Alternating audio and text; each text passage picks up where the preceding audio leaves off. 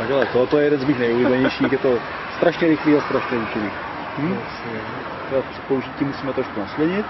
Co s tím chceš dělat? No vidíš. Jde kdo? Tak jen.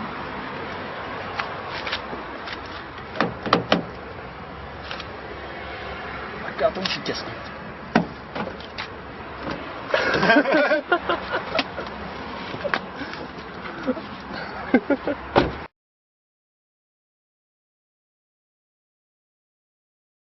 Není tady ani noha.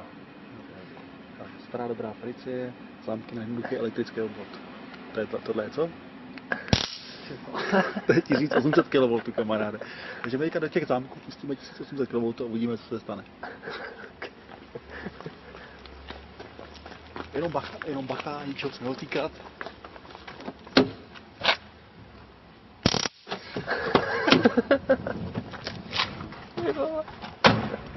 Tak to jo.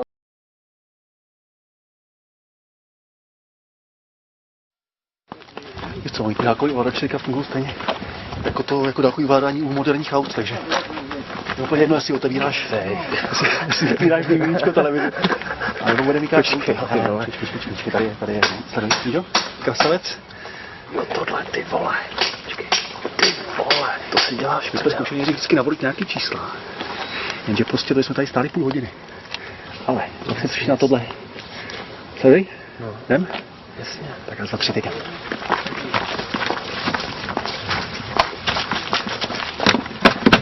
Naučený? Ale musíš maškat všechny najednou. Sleduj. Nekecej. Udáme.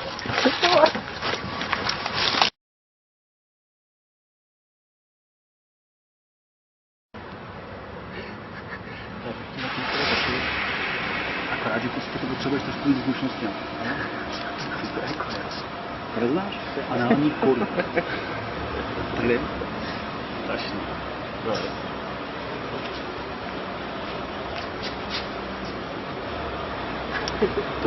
Použiješ lubrikant. Bacha, auto.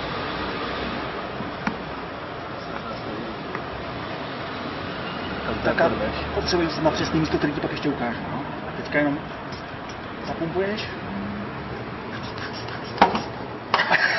A je to.